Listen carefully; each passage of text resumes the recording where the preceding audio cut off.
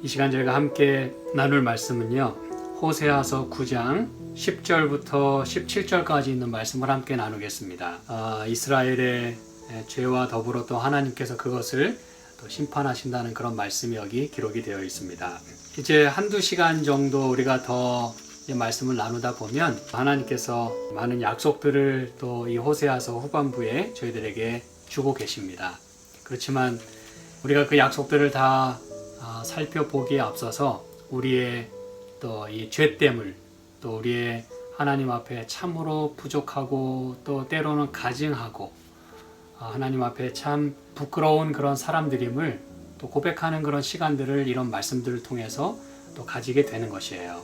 그리고 또 이러한 깨달음이 있어야 또 자각과 자성을 통해서 하나님의 얼마나 그런 우리를 그렇게 더 많이 사랑하시는지를 우리가 더 깊이 깨달을 수 있겠다고 생각이 듭니다. 그리고 사실은 그분이 우리를 사랑하지 않기 때문에 우리가 이런 심판을 받거나 어려움을 당하는 게 아니라 우리가 스스로 많은 경우에 그분께로부터 돌아서서 반대 방향으로 가고 있기 때문에 때로는 우리가 멸망의 길로 그렇게 가고 있는 것이에요. 그런데 하나님은 그런 우리를 향해서 지금 계속해서 이런 말씀을 주고 계시는 것입니다. 저는 오늘 이 10절부터 17절까지 있는 말씀을 통해서 먼저 11절부터 16절까지 있는 말씀을 살펴보고요. 그 다음에 이제 마지막으로 10절과 17절에 있는 말씀을 좀 집중적으로 살펴보기를 원합니다. 이건 이제 다 이 에브라임, 이스라엘 민족에 대한 그 죄를 지적하고 계신데요. 11절, 에브라임의 영광이 새같이 날아가리니 해산함이나 아이뱀이나 잉태함이 없으리라. 여기서 이 에브라임의 영광이 바로 등장합니다만 원문에 의하면 에브라임아, 이제 이 부분부터 시작을 합니다. 에브라임의 이름을 먼저 부르세요. 그리고 너의 영광이 새같이 날아갈 것인데 해산함이나 아이뱀이나 잉태함이 없겠다, 그렇게 얘기를 합니다. 한마디로 결실하지 못하겠다는 것이죠. 근데 여러분, 이건 참으로 안타까운 그런 말씀입니다. 왜냐하면 이 에브라임이라고 하는 이 이름은 여러분이 잘 아시다시피 창세기 41장에 보면은 52절 보면은요, 차자의 이름을 에브라임이라 하였으니 하나님이 나로 나의 수고한 땅에서 창성하게 하셨다. 그 의미로 이 둘째 아들 그 에브라임이라고 하는 이름을 지어주게 됩니다. 그래서 여러분, 에브라임은 참 의미 있는 그런 이름이에요. 그 아들이에요.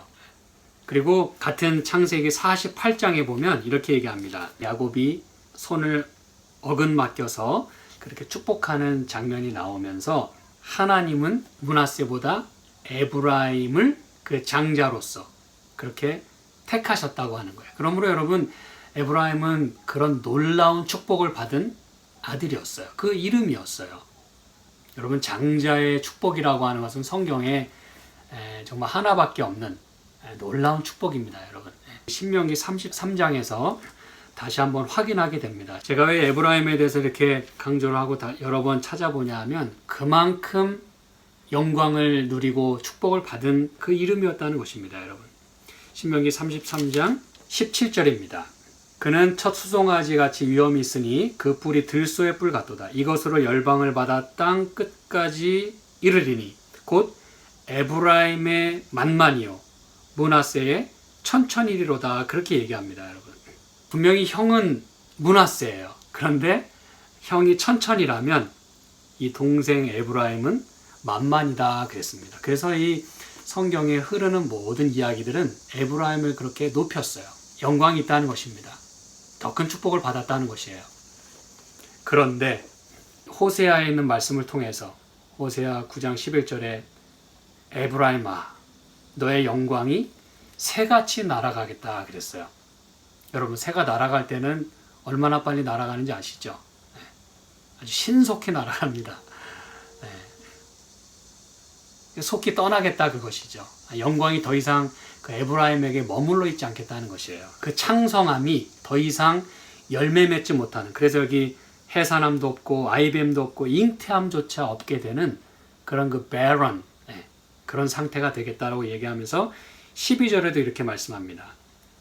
혹 저희가 자식을 기를지라도 내가 그 자식을 없이 하여 한 사람도 남기지 아니할 것이라. 내가 저희를 떠나는 때에는 저희가 화가 미치리로다. 같은 말씀이죠. 16절에도 이렇게 말씀합니다. 에브라임이 침을 입고 맞음을 입고 그 뿌리가 말라서 과실을 맺지 못하나니 비록 아이를 낳을지라도 내가 그 사랑하는 태의 열매를 죽이리라 그랬어요.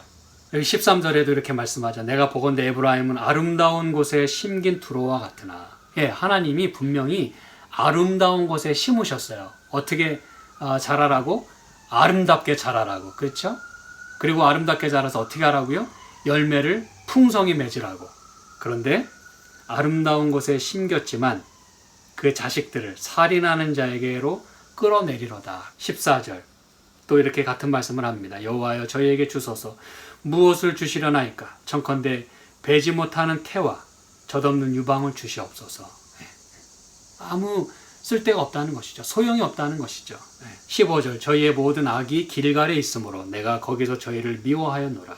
우리가 일전에 길갈에 대해서 살펴봤어요. 그렇죠? 이 길갈은 원래 놀라운 곳입니다. 애굽의 모든 수치를 다 씻어주신, 그렇죠. 할례를 행하면서 다 제거해주신, 그래서 그곳 이름을 길갈이라 했다 그랬어요. 그들의 모든 그 수치가 떼굴떼굴떼굴 굴러가라는 의미에서. 이게 길갈이에요. 그런데 그 길갈은 또 뭐가 있었던 곳이라 그랬어요? 선지자 학교가 있던 곳이라 그랬어요. 엘리사 시대에도 거기서 많은 생도들을 가르쳤어요. 그런데 그곳이 우상 숭배의 본거지가 됩니다. 이 호세아서에서 그걸 말해주고 있어요. 내가 거기서 저희를 미워하였노라. 그 행위가 악함으로 내 집에서 쫓아내고 다시는 사랑하지 아니하리라. 그 방백들은 다 패역한 자니라 그랬어요. 다 이유가 있다는 얘기죠. 그렇죠? 그들에게 이런 말씀을 하실 때 그들은 할 말이 없다는 것이죠. 자기들의 행한 그 모든 행위가 낱낱이 지금 공개되고 있는 것입니다. 그러면서 이제 17절 저희가 듣지 아니함으로 내 하나님이 저희를 버리시리니 저희가 열국 가운데 유리하는 자가 되겠다. 자, 이 말씀을 이제 제가 마지막으로 한번 살펴보고 10절에 있는 말씀을 살펴보겠습니다.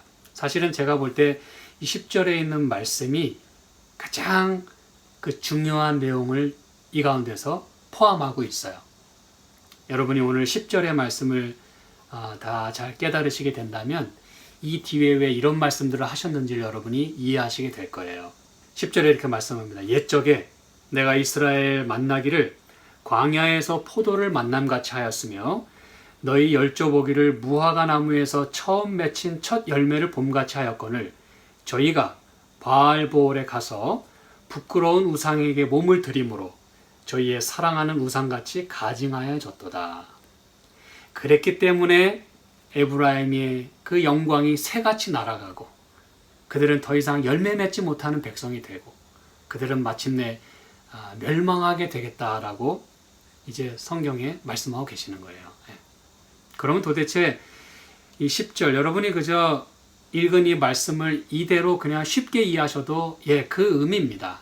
근데 저는 이제 조금 더 그 의미를 조금 더 제가 깊이 여러분에게 말씀을 드리려고 하는 것이에요. 내가 이스라엘 만나기를 광야에서 포도를 만남같이 했다 그랬어요. 여기는 이제 옛적에 그랬는데 이것은 11장 1절과 더불어 그 출애굽 시대를 지금 얘기하고 있어요. 그러니까 옛날 일이죠. 그렇죠? 그때의 그 상황을 여기서 상기시키고 있는 것이에요.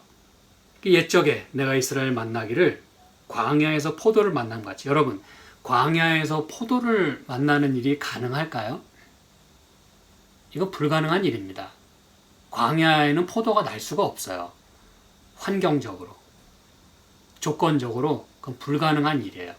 근데 여러분, 하나님께서 지금 말씀하시기를 내가 광야에서 한마디로 황무지에서 이스라엘을 만나기를 포도를 만남같이 했다 그랬어요. 여기서 이제 만난다고 하는 것은 우연히 기대도 안 했고 뭐 생각도 안 했는데 우연히 마주쳐서 만나는 그런 만남이 아닙니다.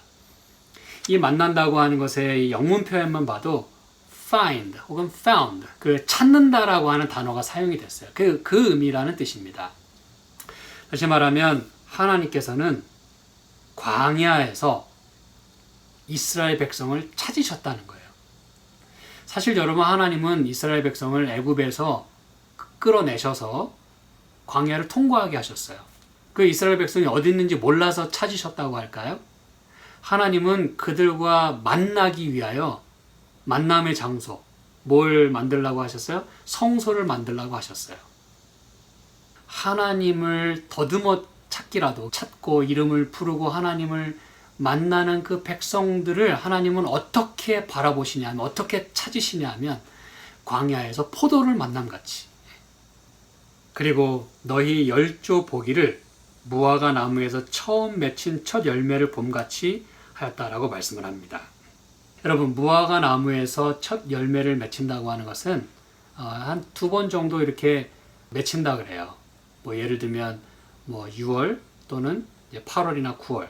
근데 이 처음 맺히는 이 무화과 열매는요, 이제 예수님도 그 스토리가 이제 나오는 거 여러분이 아실 거예요. 제가 지금 찾지는 않겠습니다.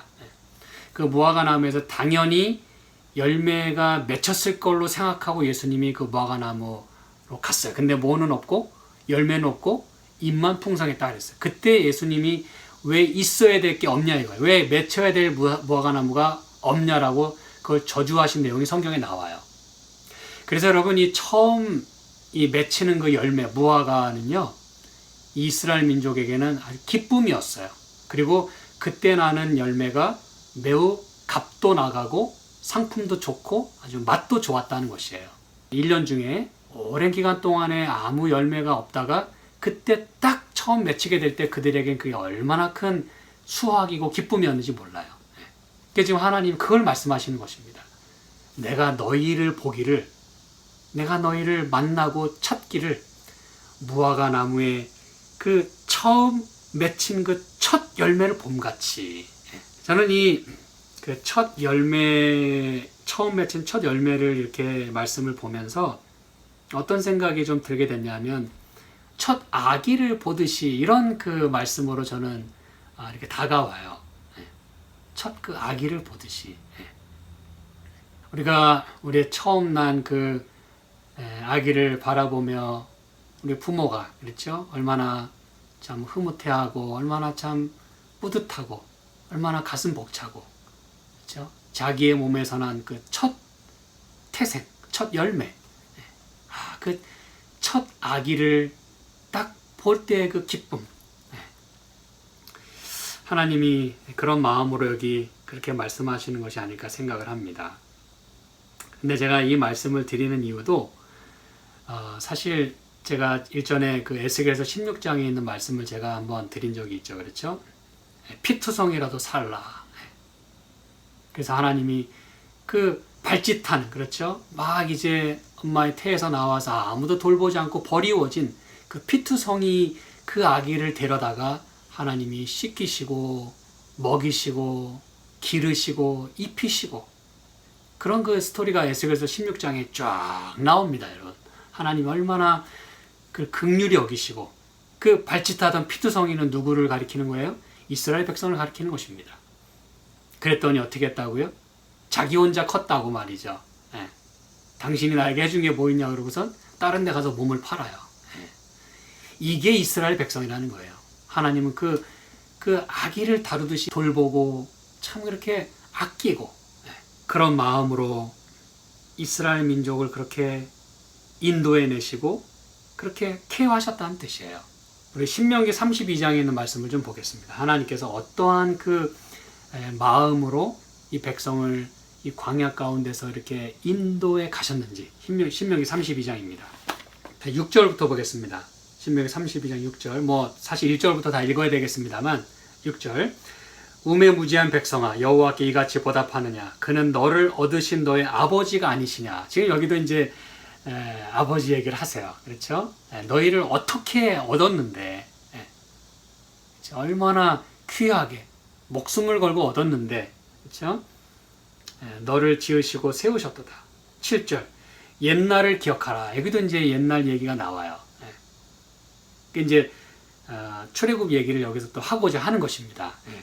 역대 연대를 생각하라.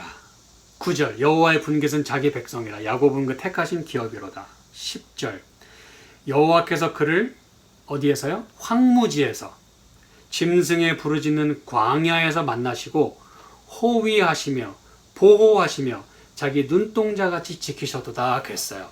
이게 이제 하나님께서 이스라엘 백성을 어떻게 인도해 가셨는지를 여기 모세가 이렇게 지금 이 31장 30절 보면 모세가 이스라엘 총회에게 이 노래의 말씀을 끝까지 읽어 들리니라 그랬어요. 모세가 지금 쭉 하나님의 그 인도하심을 여기 노래하고 있는 거예요.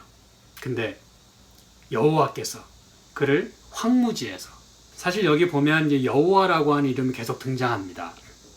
여기 호세아에서도 여러분이 이런 것들을 이렇게 구분해서 보실 수 있으면 참 은혜가 넘칠 거예요. 이 호세아 저희가 아까 읽은 그 9장 내용을 쭉 보면은 여호와여, 여호와라고 계속 나옵니다. 여러분, 하나님이 당신 자신을 여호와로 나타내실 때는 특별한 의미가 있어요. 아니 목사님 뭐 여호와가 하나님 이름인데 뭐 그게 대수입니까? 그러는데 성경에는 하나님으로 나올 때가 있고 여호와로 나올 때가 있고 차이가 좀 있어요. 어떨 땐 같이 이제 여호와 하나님으로 나올 때도 있고. 근데 여러분, 우리가 이런 말씀들을 가만히 이렇게 생각해 보면 여호와라고 이렇게 나올 때는 하나님께서 당신 자신을 언약의 하나님으로, 그리고 그 백성은 언약의 백성으로 생각하실 때는 반드시 여호와란 이름으로 등장합니다. 여호와는 매우 친밀한 그런 하나님을 가리킬 때 여호와 하나님을 불러요. 그 여호와란 말 자체가 그 언약을 맺을 때 항상 사용하셨던 그 하나님의 이름이기 때문에 그래요. 그래서 여기 32장 10절에 여호와께서 그를 황무지에서, 광야에서, 아까 호세아서 9장 10절에 분명히 말씀했죠. 광야에서 그 이스라엘 백성을 만나시기를, 그 얘기입니다. 여호와께서 그를 황무지에서 짐승의 부르짖는 광야에서 뭐 하시고? 만나시고. 여기도 found라고 돼 있어요. 하나님이 그들을 찾으셨다 그랬어요. 찾고 찾아서 반드시 찾고야만은. 그 누가복음 15장에 나오는 그 모든 비유가 사실 이 말씀 속에 다 여기 녹아져 있는 거예요. 하나님이 그런 마음으로 당신의 백성을 찾으시는 거예요.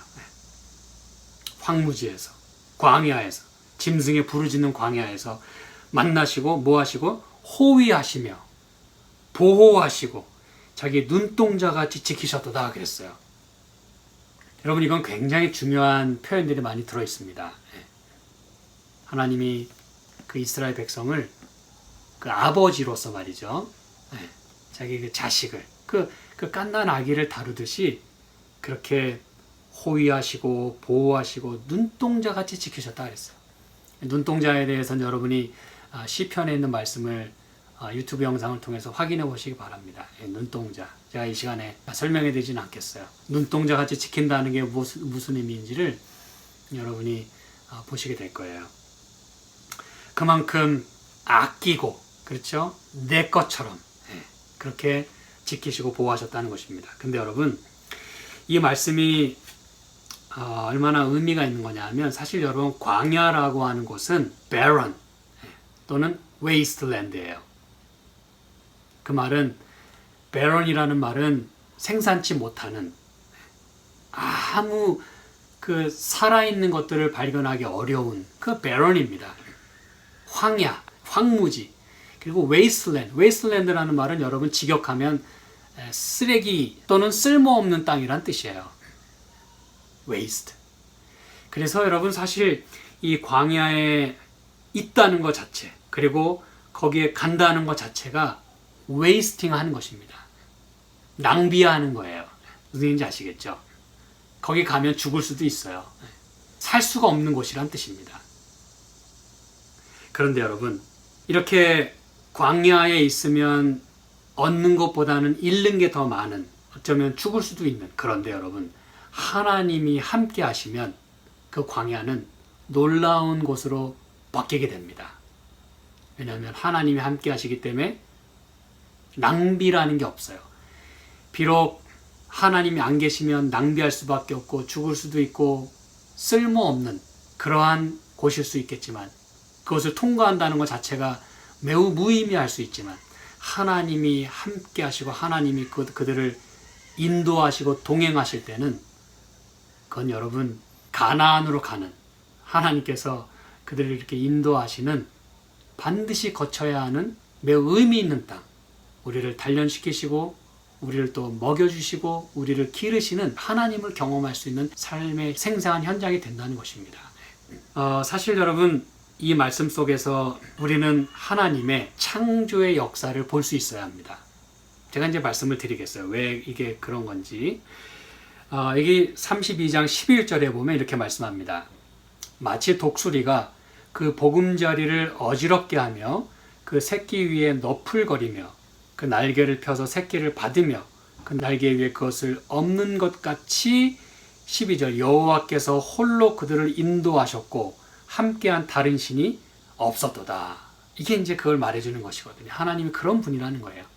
그분 외에는 당신의 백성을 그 광야에서 그들을 내버려 두실 수도 있었지만 낭비하고 그냥 쓸모없게 그렇게 허무하게 끝나게 하실 수도 있었지만 오히려 하나님은 그들을 인도하시고 함께 하셨다고 했어요. 그러면서 무슨 얘기를 하셨어요? 독수리가 보금자리를 어지럽게 하고 새끼 위에 너풀거리며 그 날개를 펴서 새끼를 받으며 날개 위에 것을 엎는 것 같이 하나님 그들을 그렇게 광야를 통과시키셨다는 것이에요. 하나님이 엎고 들치고 우리는 여러 번 말씀드려서 잘 압니다. 여기 너풀거린다고 하는 것은 창세기 1장 2절에 하나님의 신은 그 수면 위에 운행하시니라 할 때 그 운행한다는 말과 똑같은 단어라는 걸 우리가 살펴봤어요. 그럼 여러분 이게 무슨 얘기인지 아시겠습니까? 창세기 1장 2절에는 땅이 혼돈하고 공허하고 흑암이 깊음 위에 있고 하나님의 신은 수면에 운행하시니라 그랬어요. 땅은 여러분 하나님의 신이 수면 위에 운행하실 때 그 땅의 상태가 뭐 기름지고 아름답고 쓸만하고 보기 좋고 그래서 하나님의 신이 그 위에 운행하셨다고요? 아니요. 그 땅은 혼돈하고 공허했다 그랬어. 흑암이 깊음 위에 있었다 그랬어. 한마디로 쓸모없는 땅이었다는 뜻입니다. barren, wasteland. 그게 이 땅이었어요. 원래의 모습이. 근데 하나님의 신이 무슨 일을 하고 계시는 거예요? 그 땅에 이제 창조의 역사를 시작하시는 거예요. 그 수면 위에, 그 땅 위에 독수리가 자기 새끼를 위해서 너풀거리는 것처럼 산소도 불어넣어주고 외부의 공격으로부터 지켜주고 여러분 그러므로 여기서 말하고자 하는 것은 하나님께서 이스라엘 백성을 애굽에서 끌어내셨잖아요. 그게 뭐예요? 구원이에요. 당신의 목숨을 걸고 그들을 속량하셨어요. 값을 주고 속량하셨어요. 그걸 이제 보여주고 있지 않습니까? 그게 바로 오늘 우리에게 있어서는 재창조이고 구원이에요. 하나님은 그 지금 이스라엘 백성에게 너희 그 열조 이스라엘 너희를 어떻게 인도해 냈는지를 말씀하시면서 뭘 지금 말씀하시는 거냐면 하나님의 창조의 역사, 재창조의 역사, 이 구속의 역사를 지금 말씀하고 계시는 거예요. 하나님은 이스라엘 백성을 광야에서 그렇게 당신의 백성으로 하나님의 백성으로 거듭나게 지금 하셨다는 그 뜻입니다. 여러분 무슨 얘기인지 아시겠죠? 애굽의 노예로부터 이젠 노예가 아닌 하나님의 자녀가 되는 그 모습을 지금 여기서 보여주시는 거예요. 고린도전서 10장에 보면 찾진 않겠습니다만 이스라엘 백성이 홍해를 건너면서 뭘 경험했다 그랬어요? 침례를 경험했다 그랬어요. 여러분 놀라운 이야기가 여기 나오고 있어요. 홍해는 그들이 건너지 않았으면 거기서 죽었을 곳이에요. 홍해는 건너지 못하죠. 뒤에서 애굽 군대가 쫓아와서 죽이죠.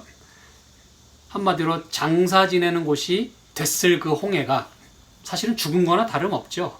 근데 하나님이 길을 내셨어요. 홍해를 가르고 지나가게 하셨어요. 그걸 성경은 그들이 침례를 받았다 그랬어요. 하나님은 그들을 새로운 사람으로 거듭나게 하셨던 것입니다. 그리고선 창조의 역사를 하고 계시는 거예요.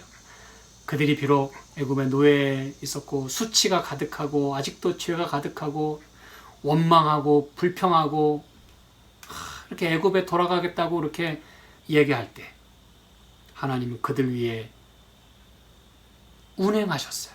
독수리가 자기 새끼를 너풀거리는 것처럼. 그들을 새로운 사람으로 만들려고 그렇게 애를 쓰고 계셨다는 것입니다, 여러분. 그래서 가나안에 들어갈 때는 이제 새로운 사람으로, 하나님의 백성으로 그렇게 살아가기를 바라셨던 것이에요. 그 놀라운 메시지가 지금 이 안에 들어있는 것입니다. 하나님이 광야에서 그들을 그렇게 만나셨다고 하는 그 말씀 속에 저 하나님 그걸 상기시키시는 거예요. 그래서 옛 정리를 기억하라 라고 말씀하면서 내가 이스라엘 만나기를 광야에서 포도를 만남같이 열조보기를 무화과 나무에서 처음 맺힌 첫 열매를 봄같이. 이게 이제 그 첫 열매. 이 하나님의 사람으로 태어나는 그 첫 열매. 이게 무슨 말인지 아시겠죠? 하나님께로부터 이제 맺히게 되는, 그들과 하나님이 커넥트 돼서 이제 그들로부터 나오게 되는 그 첫 열매를 봄같이. 그런데 안타깝게도 그들은 하나님을 저버렸어요. 그래서 결국 하나님께서는 그런 말씀을 하시는 것입니다. 이제 너희에겐 더 이상 열매가 없겠다. 더 이상 생산하는 일이 없겠다. 참 안타까운 일입니다. 그렇죠? 자, 이 9장 10절 다시 봅니다. 그렇게 너희를 보았거늘, 그렇게 만났거늘 저희가 바알 보올에 가서 부끄러운 우상에게 몸을 들임으로 저희의 사랑하는 우상같이 가증하여졌다 그랬어요. 여러분, 여기 그 바알 보올에 갔다 그랬는데 누가요? 저희가. 여기서 저희가가 강조가 돼 있어요. 이 말씀 속에. 다시 말하면 나는 너희를 위해서 목숨을 걸었고 나는 너희의 그 거듭남을 위해서 그렇게 새로운 삶을 살으라고 그렇게 애를 썼건만, 내가 너희를 그렇게 사랑스럽게 너희를 대하고 지켜주고 바라봤건만, 그 피투성이인 너희를 내가 그렇게 케어해 줬건만, 너희는 가서, 누구에게 가서? 바알보로에 가서 나는 그랬건만 너희는, 그 얘기를 지금 하고 계시는 거예요. 바알볼에 갔다 그랬는데, 여러분, 바알볼이라고 하는 것은 성경에 이제 많이 나오거든요. 이거는 이 부올이라는 것은 지명입니다. 그래서 바알의 부올이란 뜻이에요. 다시 말하면 바알을 섬기는 그 우상을 숭배하는 부올이란 뜻입니다. 이게 바알볼이에요. 근데 바알볼에 갔다 그랬어요. 그럼 여러분, 이 바알볼에서 무슨 일들이 벌어졌을까요? 성경에. 이게 여러분, 지금 이 이스라엘 백성이 이제 그 원조, 이스라엘 광야에서, 그리고 그들이 이제 가나안에 들어가게 되는 그 모든 과정 속에 있었던 그 이스라엘의 후손들 아닙니까? 그렇죠? 그런데 이 민수기 있는 말씀 보니까 이렇게 말씀합니다. 민수기 25장을 볼까요? 25장에 보니까 이스라엘이 시딤에 머물러 있더니 그 백성이 모압 여자들과 음행하기를 시작하니라 그랬어요. 여러분, 이 이스라엘 백성이요, 광야에 있으면서도, 우리는 여러분 이스라엘 백성이 광야에서 그렇게 뭐 힘들게 광야 생활 40년 동안 막 한 거로 생각하는데, 힘들었어요. 근데 여러분, 그 힘든 중에 무슨 일도 저질렀냐 하면 이 이방 여인들과 음행하기를 시작했대요. 여러분, 이게 참 하나님은 지금 뭐 하고 계시는데, 그 광야에서 그들을 지키시고 보호하시고 애기 다루듯이 돌보시고 거듭나게 하려고 그렇게 애를 쓰셨어요. 근데 그들은 음행하기를 시작했다 그랬어요. 참 안타까운 일이죠. 그렇죠? 그 여자들이 그 신들에게 제사할 때 백성을 청함에 백성이 먹고 그들의 신들에게 절함으로. 그들이 누구예요? 이스라엘 백성입니다. 3절, 이스라엘이 바알볼에게 부속된지라 그랬어요. 그래서 여호와께서 이스라엘에게 진노하셨다 그랬어요. 이걸 지금 하나님께서 호세아를 통해서 이걸 지금 상기시키시는 거예요. 너희 열조가 옛날에 나는 그 이스라엘을 만나기를 그렇게 광야에 포도를 만남같이 했건만, 그 이스라엘은 무슨 짓을 저질렀냐면 음행을 했다 이거예요. 그리고 바알을 숭배했다 이거예요. 바알볼에게 부속된지라 라고 할 때 이 부속됐다는 말은요, 여러분, 그런 의미입니다. 뭐 join하고 attach 되고 이렇게 함께 즐기고 이렇게 붙어 있는 거예요. attach 됐다는 말이 이렇게 붙었다는 얘기잖아요. 그렇죠? 그 다음에 이 의미 가운데 보면 connect 됐다, 연결됐다. 또 fasten, 아주 이렇게 단단히 고정됐다. 그리고 tie together, 함께 이렇게 묶였다. 그리고 마지막으로 harness라고 하는 단어가 주된 뜻입니다. harness. 이 harness라고 하는 단어는 물론 이제 고정한다는 그런 단어인데요. 특별히 harness라고 하는 단어는 고정 벨트를 주로 말합니다. 벨트.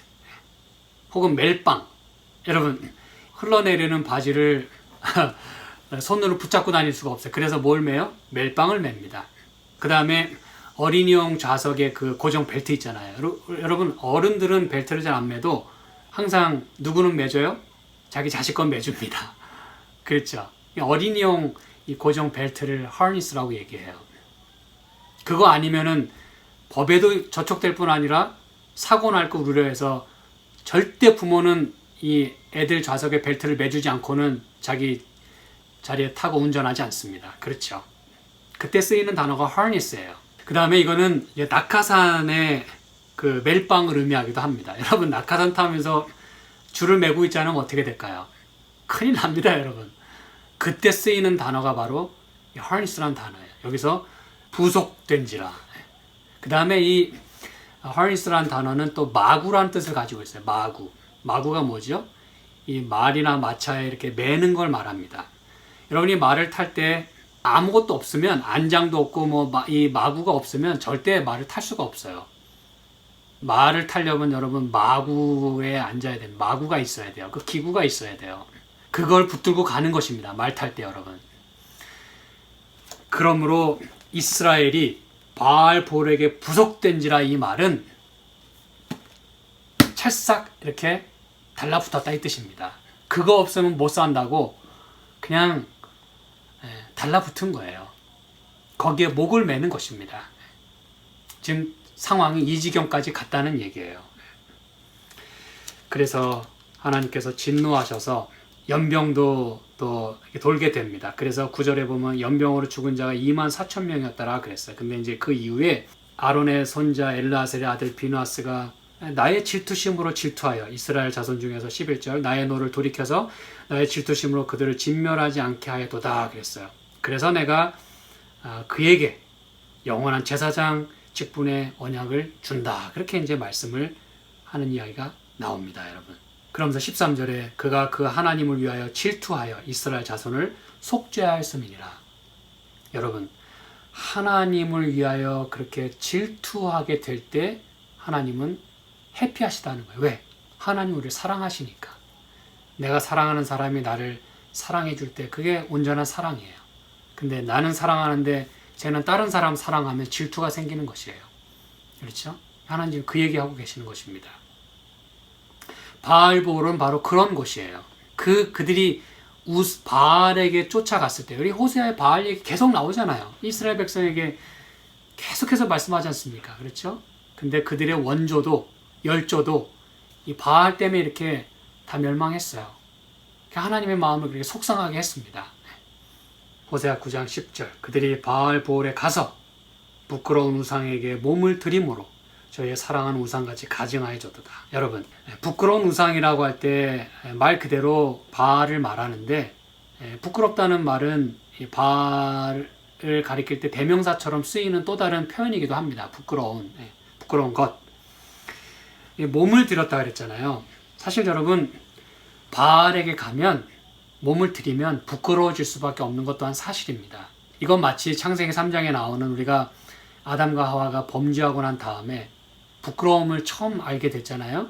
그렇죠. 하나님께 갔으면, 하나님과 붙어 있었으면 그런 부끄러운 일은 당하지 않습니다, 여러분. 근데 그들은 하나님과 떨어지고 나니까, 분리되고 나니까 그들은 부끄러움을 경험했어요. 그걸 알게 됐어요. 그래서 무화과나무 잎으로 엮습니다. 이게 그 얘기까지도 포함하고 있는 것입니다, 여러분. 바알에게 가면 그런 수치를 경험할 수밖에 없어요. 그러나 그런 상황이라도 하나님께 가면, 그리고 하나님의 사랑은 그들에게 가죽옷을 입혀주시는 게 바로 하나님의 마음이에요. 그렇죠? 그런 마음으로 지금 여기 말씀하고 계시는 거예요. 나에게 오면 너희가 살 것을, 나에게 오면 내가 너희를 다 덮어줄 것인데 왜 거기 가서 이렇게 수치스럽게 이렇게 욕을 당하고 부끄러운 일을 당하냐 이거예요. 여러분, 여기 참 놀라운 말씀이 들어있어요. 몸을 드린다고 할 때 여러분, 이거는 이 나실인이 자기 몸을 구별한다고 하는 그 단어가 여기 사용이 됐어요. 민수기 6장 2절에 보면 이렇게 말씀합니다. 민수기 6장 2절. 몸을 드린다는 건 여러분, 이게 보통 이야기가 아니에요. 민수기 6장 2절에 이스라엘 자손에게 고하여 그들에게 이르라. 남자나 여자가 특별한 서원, 곧 나실인의 서원을 하고 자기 몸을 구별하여 여호와께 드리거든. 3절에는 뭐 포도주와 독주를 멀리하고 뭐 이제 이런 얘기가 쭉 나와요. 우리 또 삼손 이야기를 통해서 그걸 또 잘 알고 있어요. 그렇죠? 지금 여러분, 하나님께서 그들이 부끄러운 우상에게 몸을 드렸다고 할 때 그들은 그 바알에게 자기 몸을 구별해서 드렸다는 그 뜻입니다, 여러분. 그 바알에게 서원을 하고 내가 이제 당신에게 목을 맵니다. 이제 내가 당신에게 내 목숨을 겁니다. 그런 마음으로 자기 몸을 다 드렸다는 뜻이에요. 근데 단순히 드린 게 아니라 자기 몸을 dedicate 했어요. consecrate. 자기 몸을 이렇게 헌신하고 자기 몸을 이렇게 성결하게 구별한 거예요. 누구에게? 바알에게. 원래 누구에게 그래야만 돼요? 하나님께 그렇게 해야 됩니다. 이 나실인이라고 하는 거. 이건 여러분 하나님께 그냥 완전히 드리는 거, 자기 자신을 완전히 드리는 거예요. 이런 일들을 이 이스라엘 백성이 행한 것이에요. 한마디로 정절을 바알에게 다 갖다 바쳤다는 뜻이죠. 저희의 사랑하는 우상같이 가증하여졌다 그랬어요. 여러분, 여기 보면 우상같이 가증해졌다 그랬어요. 가증이란 말은 제가 여러 번 말씀드립니다만 abomination, 바로 멸망에 가증한 것. 그 가증한 것은 여러분 마지막 때에 나타날 거예요. 과거에도 있었고 마지막 때에도 분명히 나타날 것입니다. 예수님께서 그토록 그렇게 멸망에 가증한 것을 많이 지적하셨잖아요. 우리가 지난 호세아 시간에도 이 말씀을 살펴봤어요. 그렇죠? 근데 여러분, 그 가증한 것은 원래 처음부터 가증한 것도 있어요. 그렇죠? 근데 자세히 생각해 보면 다 가증하게 된 거예요. 원래부터 가증한 건 사실은 여러분 없습니다. 그런데 사단은 자기 스스로를 하나님께 자기 자신을 드리는 대신에, 그렇죠? 죄를 졌고 하나님을 등지고 다른 데다가 자기 몸을 다 바치는 거예요. 그래서 가증하게 됐어요. 멸망에 가증한 게 됐습니다. 그런데 여러분, 이 멸망에 가증한 것은 우리 시대를 만약 예를 든다고 치더라도 어디 따로 있나요? 멸망에 가증한 게? 따로 있는 게 또 있어요. 근데 여러분 조심해야 될 것은 저희의 사랑하는 우상같이 가증하여졌도다. 누가? 저희가. They became abominations. 이걸 우리는 조심해야 합니다. 그들이 가증하게 됐대요. 하나님을 떠나니까 그들이 멸망에 가증한 것이 된 것입니다, 여러분. 그러므로 여러분이 예언을 생각하실 때도 뭐 멸망에 가증한 것이 거룩한 곳에 선 것을 보거든 멸망에 가증한 것이 뭔가 나타날 거라고 너무 그렇게 기대하지 마세요. 우리의 삶 속에서 우리가 가증한 게 될 수도 있음을 우리는 잊어서는 안 됩니다. 내 옆 사람이 가증하게 될 수도 있어요. 어느 순간. 근데 그게 갑자기 돌멸하는 게 아니라 서서히 그렇게 진행되던 것이 어느 순간 그렇게 드러나게 된다고 하는 것을 말해주는 거예요, 여러분. 그들이 가증해졌대요. 어디 뭐 가증한 게 따로 뭐 별도로 있어서가 아니라 뭐와 같이? 우상같이. 여기 이제 제가 마지막으로 17절에는 말씀을 드린다 그랬었죠. 그렇죠? 저희가 듣지 아니함으로 내 하나님이 저희를 버리시리니 저희가 열국 가운데 유리하는 자가 되리라. 사실 이 유리하는 자가 되겠다고 하는 이 첫 사례는 창세기 4장에 나와요. 누구 이야기하는 거예요? 가인 얘기입니다. 가인이 우리 인류의 역사에 있어서 최초로 유리하는 자가 되었어요. 누구를 떠나니까? 여호와 앞을 떠나니까 그는 유리방황하는 자가 됐어요. 저와 여러분이 하나님을 떠나게 되면, 하나님을 등지게 되면, 하나님의 사랑을 내가 깨닫고 거기에 반응하지 않게 되면 우리가 가증해질 뿐만 아니라 우리는 유리방황하게 될 수밖에 없음을 성경은 말하고 있는 것입니다. 유다서 13절에 봐도 유리하는 별들처럼 되는 사람이 많이 있겠다 그랬어요. 바라기는 저와 여러분이 그런 사람이 되지 않기를 저는 간절히 소망합니다. 그리고 마지막으로 이렇게 열국 가운데 유리하는 자가 되는 것은 신명기 28장에 다 말씀이 나와 있어요.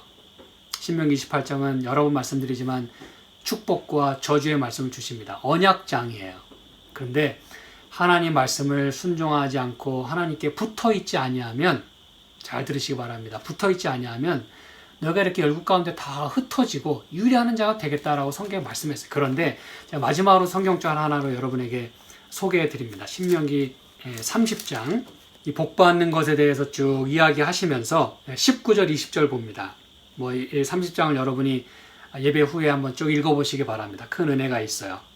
신명기 30장 19절 20절. 내가 오늘날 천지를 불러서 너에게 증거를 삼노라. 하나님 항상 이렇게 하신다 그랬죠. 그렇죠? 천지를 불러서 항상 언약을 맺으세요. 맹세도 하시고. 내가 생명과 사망과 복과 저주를 내 앞에 두었은즉 너와 내 자손이 살기 위하여 생명을 택하고, 부디 사망과 저주를 택할 이유가 없어요. 그리고 그래서도 안 되고 그러지 않기를 제가 소망합니다. 저도 마찬가지고 말이죠. 하나님이 다 우리 앞에 두셨는데 살기 위하여 생명을 택하라 그랬어요. 생명이 누구예요? 하나님이래요. 20절. 내 하나님, 그 생명이신 내 하나님 여호와를 사랑하고 그 말씀을 순종하며 그에게 뭐하라? 부종하라 그랬어요. 이 부종이란 말은 아까 우리가 살펴본 그 멜빵 얘기 있죠? 그거랑 단어는 다릅니다만 내내 같은 얘기예요. 달라붙는다는 거예요. 이 다바크라고 하는 거. 우리가 이 말씀 살펴봤어요. 그렇죠? 남자가 부모를 떠나 한 몸을 이룰지로다 할 때 그게 다바크예요. 우리는 하나님께 우리 자신을 드려야 하고 하나님과 하나가 되어야 되는 사람이에요. 맞습니까, 여러분? 하나님과 한 몸을 이루어야 합니다. 그래야 살아요. 우상에게, 바알보르에게 딱 달라붙으면 그거는 죽음이고 멸망이고 우리는 하나님께 달라붙어야 돼요. 그런데 그 말씀을 순종하여 그에게 부종하라. 그는 내 생명이시오 내 장수시니 여호와께서 내 열조 아브라함과 이삭과 야곱에게 주리라고 맹세하신 땅에 내가 거하리라 그랬어요. 사랑하는 여러분, 저는 이제 제가 말씀을 마무리하면서 간절히 부탁을 드리고 호소를 드립니다. 이스라엘 백성은 하나님이 그토록 만나시고 함께 하시고 보호하시는 그 하나님의 사랑을 기꺼이 저버렸어요. 그런 하나님의 사랑을 다 잊어버린 채 바알에게 가서 몸을 다 팔았어요.